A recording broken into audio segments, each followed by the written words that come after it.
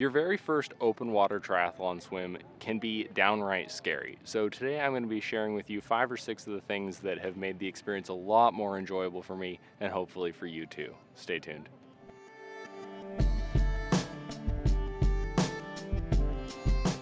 There's really no other way to say it. If you are new to open water swimming or you're about to do your very first triathlon, you're probably really intimidated by the swim start, and rightfully so. It is unlike anything that most people have ever done or will ever do outside the context of triathlon. So completely normal to be intimidated. And honestly, the very first one I did was not really fun. I did a lot of things wrong and I just didn't enjoy it. So I'm going to be giving you some tips that work really well for me now that I've sort of picked up on, and the experience is just a lot more fun, and I actually like swimming in triathlon now. So with that, let's go ahead and just dive in.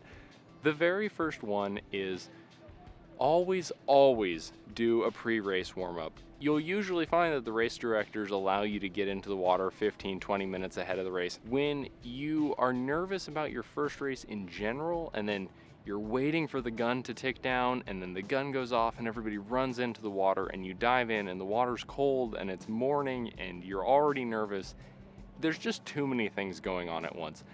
Getting in the water ahead of time, letting your heart rate go up and then come back down and settle and relax, and you remember that you can in fact swim, goes a long way. So just get in the water before your race starts and it's going to make the experience a lot more comfortable for you.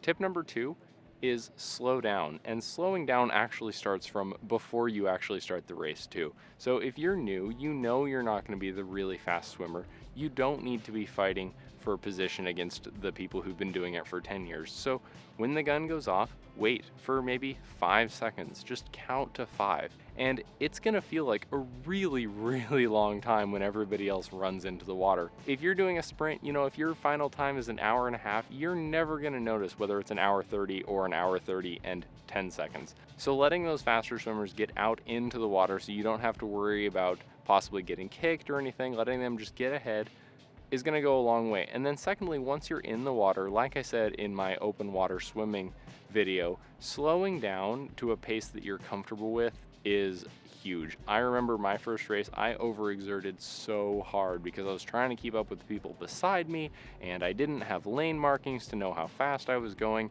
and I basically blew up and I had to backstroke actually quite a bit of it because I just went out way too hard. Slowing down, swim your own speed. You're not trying to race anybody in the swim. You're just trying to get through it at a comfortable speed. Tip number 3 actually goes back to something I just said.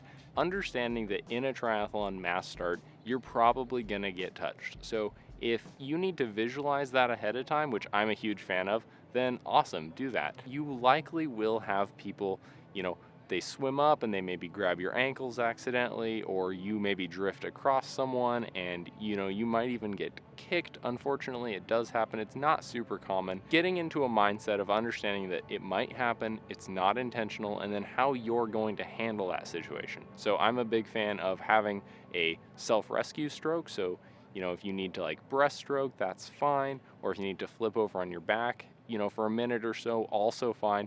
Just visualize how you're going to react to that situation. Little bonus tip in here, I'm a big fan of putting the goggle straps on underneath my swim cap. You do get kicked or somebody grabs at you, right, your goggles aren't going to get pulled off as easily. Tip number 4 actually involves sighting. Don't trust the people in front of you. Do your own sighting, because it's important that you actually look up every so often. You don't need to look up every 3rd stroke or 4th stroke, personally. Get comfortable in the pool trying to swim straight. Make the effort to actually look up and sight. I see so many triathletes in every single race that I'm either in or spectating who are just swimming so far off course, and that tells me not that they're not sighting every 5 strokes or every 10 strokes, they're not sighting for 2 or 3 minutes. And that is a mistake. And if you allow yourself to get to that point, you're just going to have to make all that distance back up. I like to do every 10 or so strokes. I don't think you need to do every 3 or 4, but ultimately do a number that you're comfortable with so that you feel confident that you're swimming on course. The 5th and final tip actually involves getting out of the water and when to stand up. A lot of people stand up way too soon. The right thing to do is basically when you are swimming forward and you're feeling the ground with your fingertips essentially as you're swimming forward. So that's only going to be 2 or 3 feet of water maximum. I see people stand up when they're still in 4, 5, 6 feet of water, and then they spend 30 or 40 seconds trudging through the water. They just waste a ton of energy, and swimming up onto the shore basically until you can't swim any further is the fastest and easiest option anyway. Do keep swimming. You will know when you run out of water. You're not going to miss the beach. Don't worry about it. The last thing I want to say is when it's time to actually get out of the water, a lot of athletes run up the shore. And if you're new to the race and this is your first race and you're not trying to be competitive, you're just trying to feel comfortable, walk. There's no need to run that distance.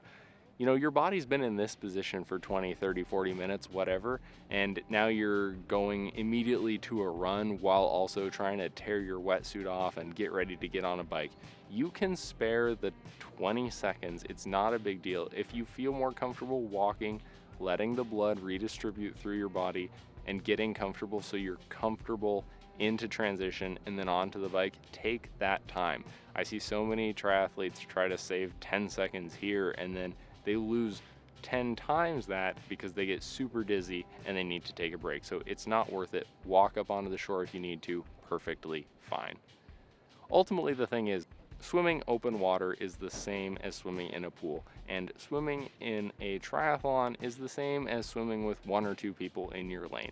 Be confident, you can do it. I've gotten to the point with my races where the swim is basically boring.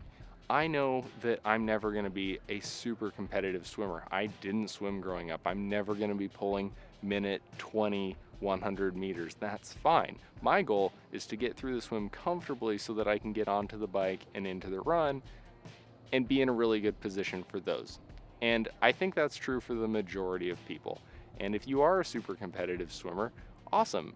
Get aggressive with that swim. But even then, a really, really fast swimmer versus a really slow swimmer in a sprint, we're talking a 5-10 minute difference. And a lot of people, you know, can lose that on the bike or on the run. So don't stress if you're not a super fast swimmer. Just focus on being comfortable and trying to implement those things, and your race is going to be off to a great start. If you have any questions or anything you want to see a video on, leave it in the comments down below and I can definitely get to that. I want to share my experiences and help you out. Thanks very much for watching this, everybody. Have a fantastic day. Bye.